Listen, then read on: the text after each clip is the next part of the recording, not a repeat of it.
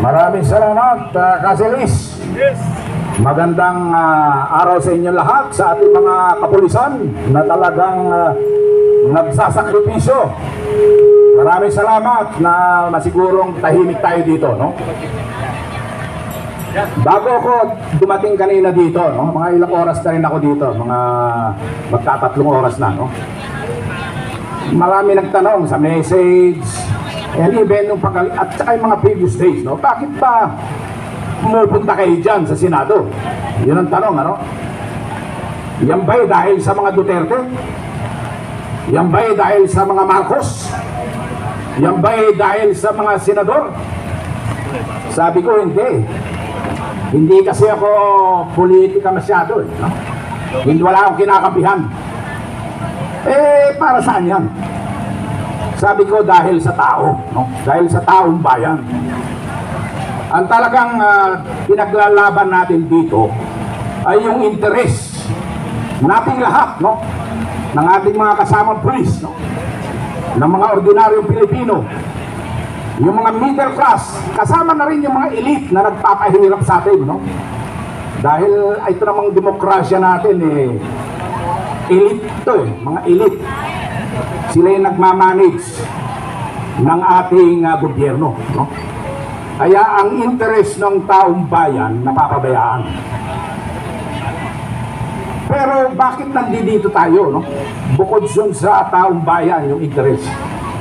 Kasi ito na lang po yung Senado. Kasi sa ehekutibo, wala na po tayong aasahan, no? Mula sa Malacanang hanggang sa mga institusyon ng ating gobyerno. Maliban ko sa Supreme Court, although matagal maglabas ng desisyon nila, no? Pero sampalataya pa rin tayo, no? Na talagang kakatigan nila yung taong bayan, yung interes ng taong bayan. So, nandito tayo dahil ang mga representative ng ating Senado, no? Hindi ko sinasama yung Kongreso. Bakit? Karamihan po sa kanila kasi wala na, no? Talagang mga involved, no? Marami naka-receive sa kanila ng maleta. Yan po ay ayon dun sa mga 18 matatapang, no? Na dating mga sundalo. At naniniwala ako sa mga sinasabi nila dahil humarap sila sa amin at yung iba nga na umaten, no? Ng mga general at opisyal na dating hindi naniwala nung napakinggan nila yung testimonya nitong 18 ay talagang naniwala sila. Nandito tayo para protektahan ang Senado sa mga atake. Marami po magtataka kayo kung bakit dati ang Liberal Party o yung mga kakaliwa na linalabanan ng Marcos ngayon kakampi na niya. Bakit kaya, no? Kasi ang politics, ang isang definition ng politics is struggle for power, no? Yan po ang pinaglalaban ng mga yan. Alam naman natin ang liberal, medyo nasira sila nung panahon ni Duterte. Although hindi ako maka-Duterte, sinasabi ko lang tong reality. Ako makatao, makabayan ang aking tinutukoy, no? Kaya medyo siguro meron ba tayong ano dyan? Medyo umuulan na eh. Ito mahirap pagka yung bawas na ang ating buhok. Kapugian. Baka mamaya magkasakit tayo nito, no? Ito, medyo sumasama yung panahon. Anyway, saan na ba ako natigil? Dun sa Pakikipagsagwatan ng komunista. Oo. Dati talagang grabe yan, laban sa mga Marcos. Sila talaga yung nagpuprotesta. Pero ngayon, makikita ninyo, sinusuportahan nila yung mga rally nila noong September 21, yung rally nila noong November 30. Sinisigaw nila yung okay lang sa accountability.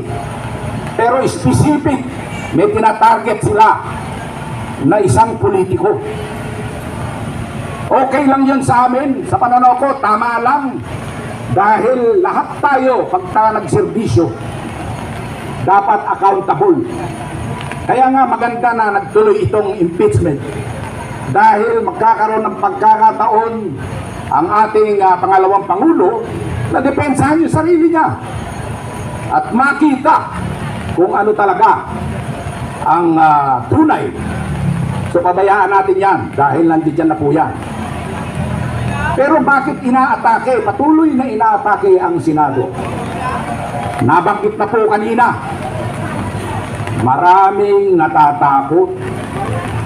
Maraming natatakot na mabunyag ang kanilang pangalan, lalong-lalo na sa Kongreso.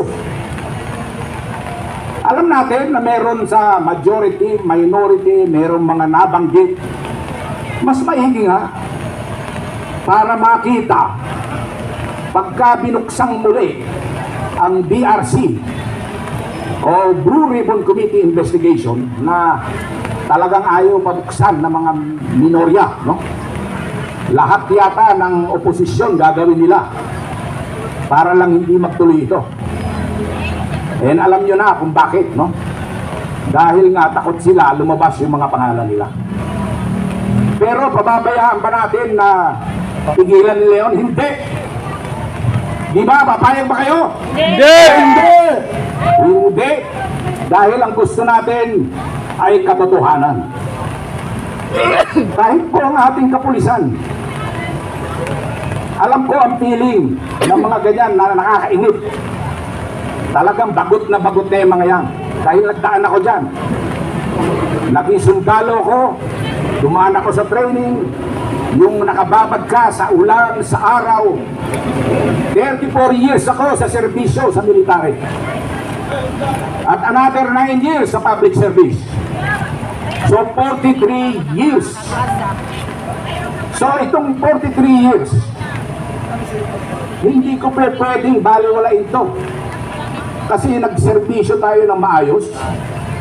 At ayaw natin na pag nawala tayo sa mundong ito, yung ating mga anak, mga apo, yung ating mga susunod na henerasyon ang magsasuffer, no?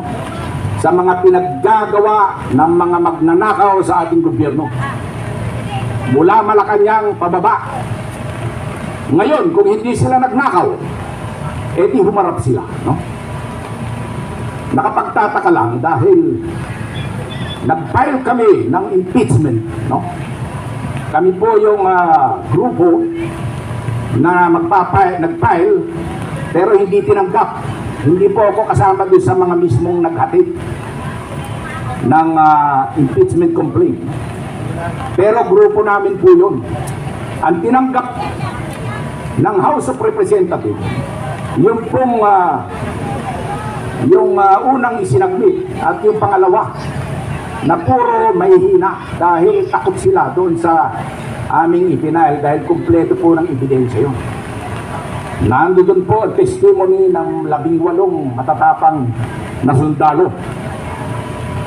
So, nandito tayo. Huwag natin pabayaan na atakihin, na patuloy na atakihin ang Senado.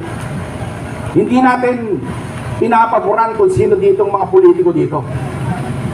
Sinabi ko, ang pinapaboran natin ang taong bayan. Nire-represent ng ating mga senador. At sila lang ang makakapaglabas ng katotohanan. Kaya wag nating pahihintulutan na bulabugin sila. At nananawagan ako sa matatag at brave 13 na ito na ating mga senador na patuloy na maging matatag, magsama-sama. Nabalitaan namin na maraming mga pagsubok, mga panghihikayat, minuto tinatawagan, hinaharas. Of course, ayon yan sa mga sinasabi ng mga kaibigan natin. Wala akong personal knowledge yan, kaya hindi ko pero alam naman natin na gano'n ang nangyayari. So nananawagan ako sa lahat ng mga patriotic na Pilipino na pumunta po dito.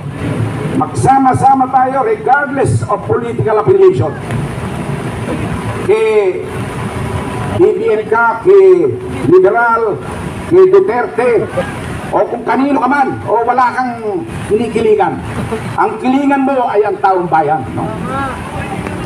So, nananawagan din ako sa ating mga kapulisan, kasundaluhan, retired man o active, na tignan nyo ang ibinabuto sa inyo.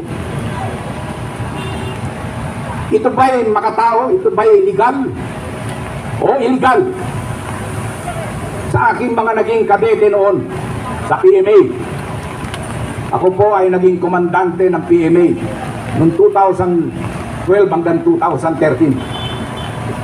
Na ngayon, yung aking mga kadete, mga major na yan, captain, yung iba, senior lieutenant. Manatili kayong mag-obserba sa mga nangyayari.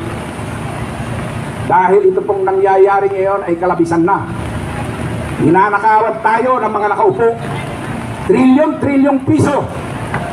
Hindi ko po maatin yan. Ako nga, personal experience. Kasi lahat, pagka public servant ka, pagka may pondo ka at nagamit mo, i-clear mo yan. Meron lang akong 20,000 plus na hindi na-clear. Ano nangyari? Yung nagastos ko na inabono, hindi ko na nakuha. Nalugi pa ako ng 20,000. Kasi every end of the year, bago matapos ang taon, i-clear mo yan. Kung hindi, wala lahat yan. Pero sa kanila, resolution number 10 lang, certification ng Senado, ng Kongreso, walang resibo. I certify that I have expended so many millions. Bali wala na yun sa kanila. Samantala ko personal experience, nalugi ng 20,000 plus. Sariling pera. Sila trilyon ang ninanakaw. Hindi po natin dapat pinapabayaan yan. So ang panawagan ko, maging accountable ang lahat. Ituloy ang investigasyon at protektahan natin ang Senado. Marami po salamat.